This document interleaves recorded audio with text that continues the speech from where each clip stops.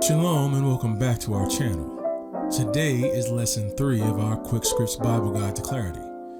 Today we will not be looking at any specific scripture, but rather culminating the first 2 lessons to bring complete clarity to this Quick Scripts segment. This presentation will follow the same guidelines as the previous Quick Scripts presentations to continue to provide guidance to understand what a said scripture or epistle is relating to.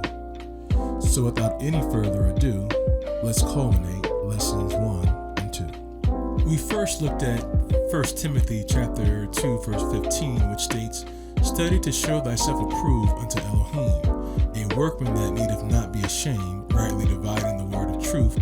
And then we looked at Proverbs chapter 10 verse 5, which states, "He that gathereth in summer is a wise son, but he that sleepeth in harvest is a son that causeth shame."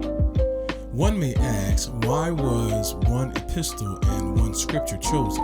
If you watched the first 2 lessons, then you should have been able to see the correlation of the words that were selected to precept and how those words intersect each other, which helped us to come to the understanding of each individual epistle and scripture. Case in point, when we looked at the word study, we saw that the word in itself indicated that it represents the gathering of knowledge and ensures that you will walk in honesty. It also indicated that you will lack in nothing, so that you would be a benefit to your brethren who are lacking in knowledge. When we juxtapose 1 Timothy chapter 2 verse 15 with Proverbs 10 and 5, we can see the parallel with gathering or studying that was stated in 1 Timothy chapter 2 verse 15. We saw that gathering indicated a process of either gathering sustenance or nourishment for those individual beings that will journey with you as commanded by the Most High Yah, as well as gathering stones to create a foundation to break bread or create shelter from the storm, as seen in Genesis chapter 31 verse 46 and Matthew chapter 7 verses 24 and 25.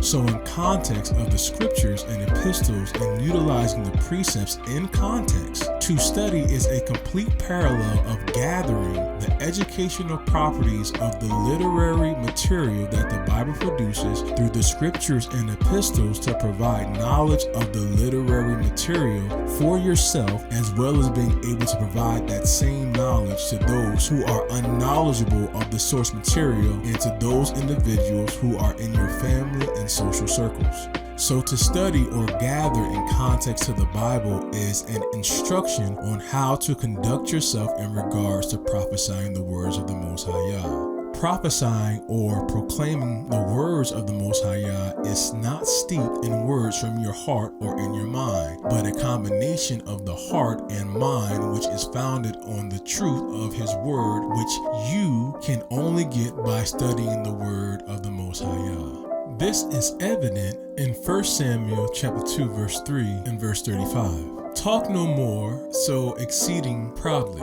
Let not arrogancy come out of your mouth, for Yahweh is an Elohim of knowledge, and by him actions are weighed." Verse 35, "And I will raise me up a faithful priest that shall do according to that which is in my heart and in my mind. And I will build him a sure house, and he shall walk before mine anointed forever." And let's also look at Mark chapter 12 verse 30. "And thou shalt love Yahweh thy Elohim with all thy heart, with all thy soul, and with all thy mind, and with all thy strength. This is the first commandment." Keep this verse or precept in mind as we continue through Culmination 1. In 2 Timothy chapter 2 verse 15, studying to show thyself approved to Elohim is a key factor in that verse.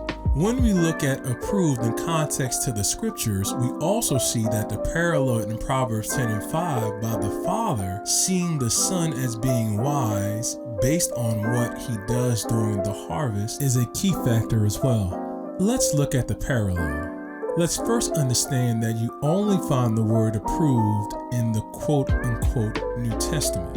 So in order to get complete understanding of what approved means, we must look at the synonym of what approved means.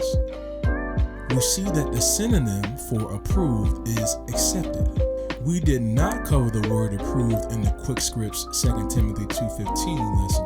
So we will cover it today to show the intersection of the scripture and epistle. So let's precept what accepted means by the standards of the Most High Yah's word. Let's look at Genesis chapter 7, verse 7. If thou doest well, shalt thou not be accepted? And if thou doest not well, sin lieth at the door, and unto thee shall be his desire, and thou shalt rule over him. Let's also look at Exodus chapter 28, verse 38. And it shall be upon Aaron's forehead, that Aaron may bear the iniquity of the holy things, which the children of Israel shall hallow in their holy gifts. And it shall be always upon his forehead, that they may be accepted before Yahweh.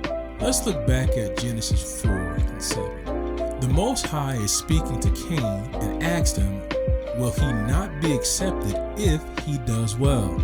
So if Cain does well in what his responsibility was, then his work would have been accepted by the Most High Yah. Although we will not be able to explain the process in the scripture and context for the sake of time, Cain is partaking in a sacrificial ritual that this conversation is based on. The Most High Yah states that not doing well, or what is expected, or what is commanded by him, sin or transgression of the law lies at his door.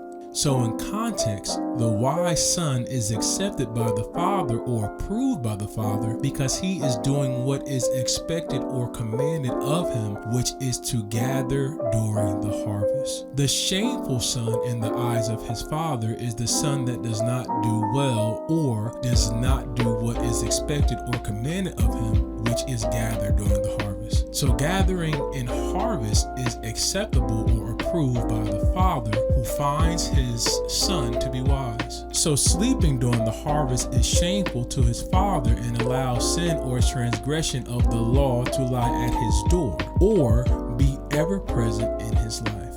Lastly, let's look at 2 Corinthians chapter 8, verse 12. For if there be first a willing mind, it is accepted according to that a man have, and not according to that he hath not. So in context to the lesson, we see that an individual must have a willing mind to be accepted according to that a man has. If we go back to Acts chapter 17, verse 10 and 11, we saw that the Bereans received the word with readiness or willingness of mind, and that they studied the scriptures to see if what Paul and Silas taught was true. They studied to show themselves approved or accepted by Elohim due to their diligence in gathering the truth of what the word states.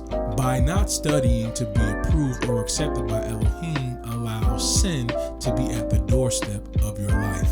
As a workman or laborer, as stated in 2 Timothy 2:15, and as a wise son that gathers in Proverbs chapter 10 verse 5, we see a direct parallel of what a workman or laborer does. The workman or laborer's sole purpose is to gather in the harvest and seed time. The wise son knows why he must harvest and what he is harvesting for. The wise son is the ant that provides her meat in summer and gathers her food in the harvest. The ant is wise because of the time frame in which it gathers the harvest. When we look at the culture of the ant, the collective colony works diligently to collect its harvest for the betterment of their society or colony. We also saw that during the wheat harvest, the workman or laborer has the Most High Yah's laws, statutes, and commandments in clear sight and rejoices when they see the instruction of their culture back in their presence. By the scripture displayed, the Ark of the Covenant is seen by the Israelites, which is the sole indicator of who this scripture is referencing. So the workman or laborer that is spoken of in 2 Timothy 2:15 is referencing the Israelites. This workman or laborer is seen gathering during the harvest, which means that the individuals in reference are considered wise due to their conduct during the harvest. They were not asleep, as the sight of the symbol or standard of their culture was in their view. The workman or wise son needeth not be ashamed directly correlates to the son that he needeth not be. If you remember, shame was directly precepted or referenced to the introduction of transgressing the Most High Yah's commandment. If you paid close attention to the events that took place, Adam is unaware that the serpent is sowing tares in the garden of the harvest of Eden. The very act of Adam being unaware of these tares being sown indicates that he was asleep metaphorically, which caused sin to lie at his door as his wife Eve transgressed the Most High Yah's law under his watch.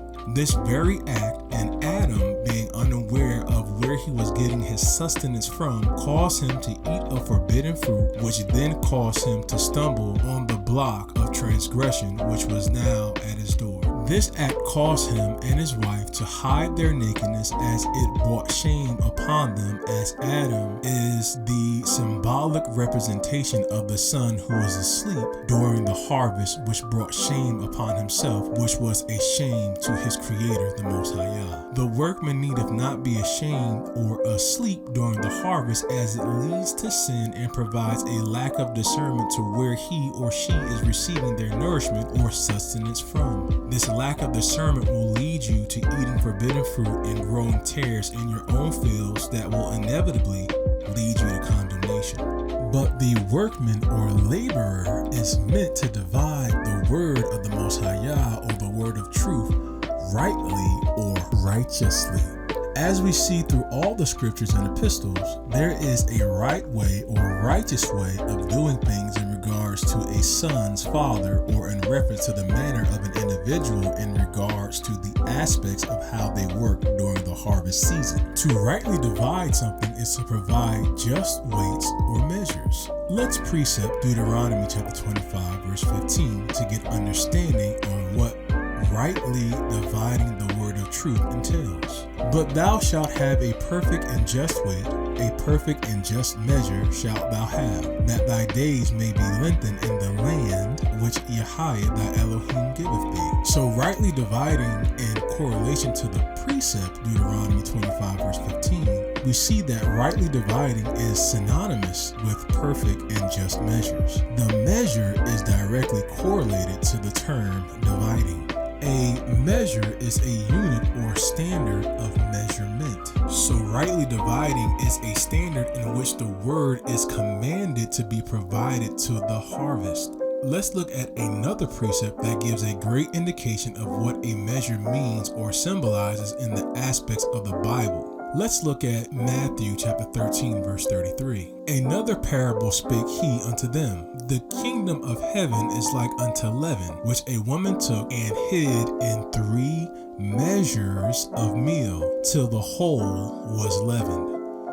So the measure or dividing the word rightly is likened to the leaven hidden in 3 meals, as rightly dividing the word should increase the ability to produce filling nourishment to the brethren and those who sojourn with you. By doing so, access to the kingdom is constantly present because of the type of nourishment you are providing them.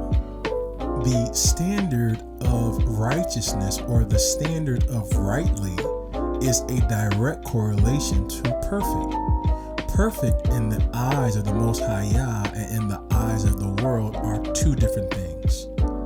As we are beginning to conclude, I will not go in depth with the word perfect, as we will produce a whole lesson on the topic.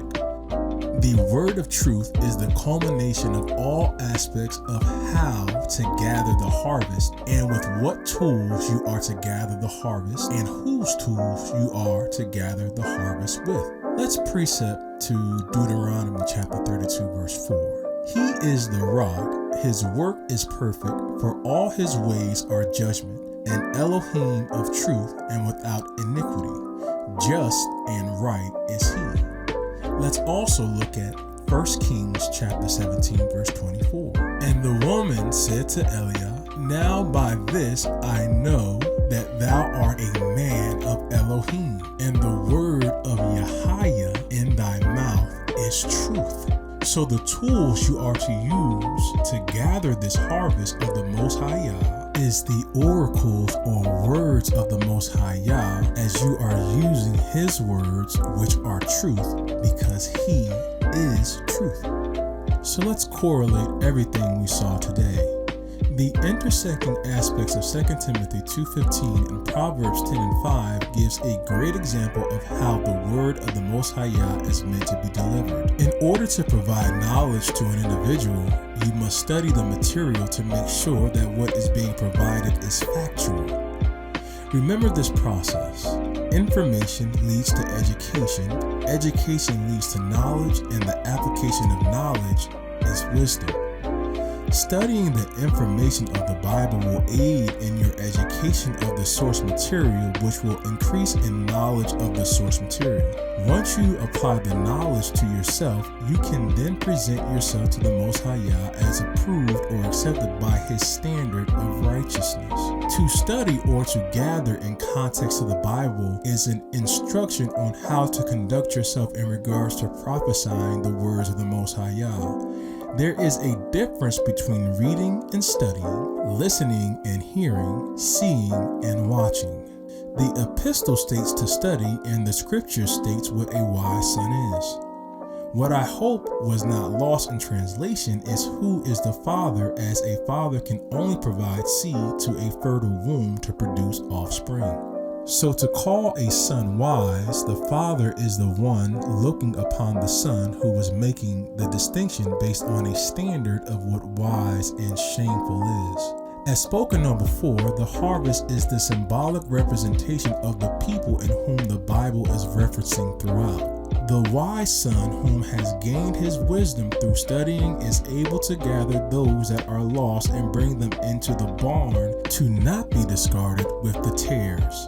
Or plainly, to provide salvation to his brethren by removing him from the ways of the world that will lead them into the condemnation or the lake of fire or hell. This is the spiritual and physical connotation of what the Messiah illustrated in his parable about the wheat and the tares. The word that must go forth to gather those that are lost must be in truth, by the truth, from the truth, or must be in the Most High Yah's word, by the Most High Yah's word, from the Most High Yah's word.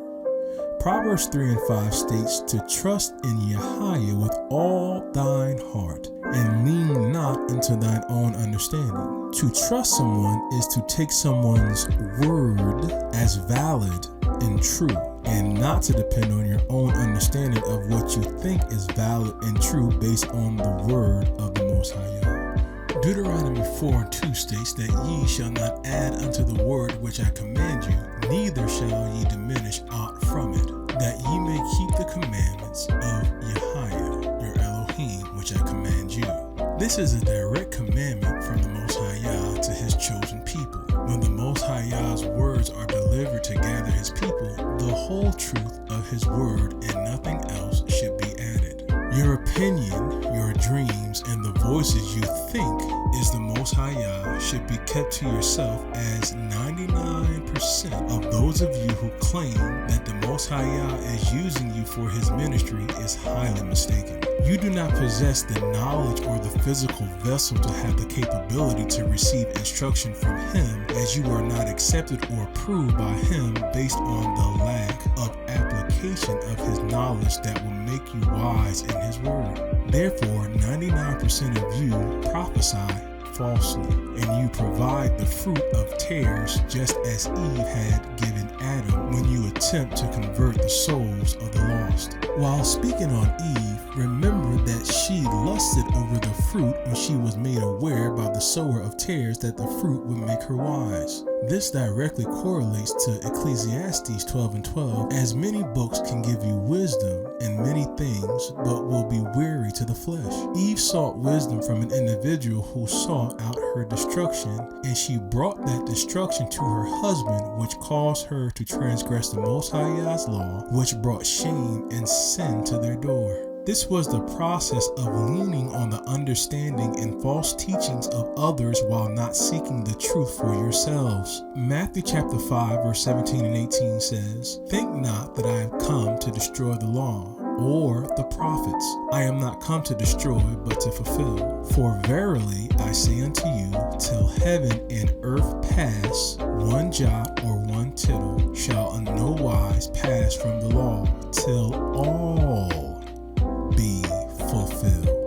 The Messiah is telling you that he has not come to destroy the law, which are the commandments. Mark 12:30 states, "And thou shalt love Yahweh thy Elohim with all thy heart, with all thy soul, and with all thy mind, and with all thy strength. This is the first commandment." If the Messiah states that he has not come to destroy the law, and that the first commandment is to love Yahweh with all your heart, soul, and mind, then how is the law or commandment done away with? This is a commandment coming from the Messiah himself, whom many of you claim to follow. 2 Corinthians 8:12 states, "For if there be first a willing mind, it is accepted according to that a man hath, and not according to that he hath not." The willing mind receives the knowledge, studies it like the Bereans, and become as the measure of leaven in regards to the kingdom of heaven. This individual is said to be accepted or approved based on his willingness to obtain the knowledge and apply it to become wise. The individual who is not accepted or approved is he that has not the willing mind to receive knowledge based on what they have studied from the word of the Most High. This individual who is not accepted or approved is he who has not the willing mind to receive knowledge based on what they have studied from the word of the Most High. 2 Corinthians 8:15 states, "As it is written, he that had gathered much had nothing over, and he that had gathered little had no lack." So in context, he who has studied the Most High's word in volume had an abundance of knowledge, but it is not overwhelming or exceeding the capacity to understand. And he that has studied a little is still able to sustain the aspects of righteousness due to their willingness to study the word of the Most High Yah. Proverbs chapter 6 verses 10 and 11 states, "Yet a little sleep, a little slumber, a little folding of the hands to sleep. So shall thy poverty come as one that traveleth, and thy want as an armed man." The proverb gives a stark conclusion to the shameful son who sleeps in harvest, as he will become as an armed robber, needing to take from anyone who has what they do not, as their condition of poverty has led sin to his door. Lastly, Romans 10:2 states, "For I bear them record that they have a zeal of Elohim, but not according to knowledge." And Hosea 4:6 reads, "That my people are destroyed for lack of knowledge, because thou hast rejected knowledge. I will also reject thee, that thou shalt be no priest to me. Seeing thou hast forgotten the law of thy Elohim, I will also forget thy children." Many of you truly have a dependency of love for the concept of what or who you call God. And because you lack the knowledge of who he is, you are destroyed mentally and spiritually. You have been conditioned to reject knowledge, just as most of you have already rejected the knowledge in this lesson to this point, or have checked out in the very beginning. The more knowledge you reject, the longer you will sleep.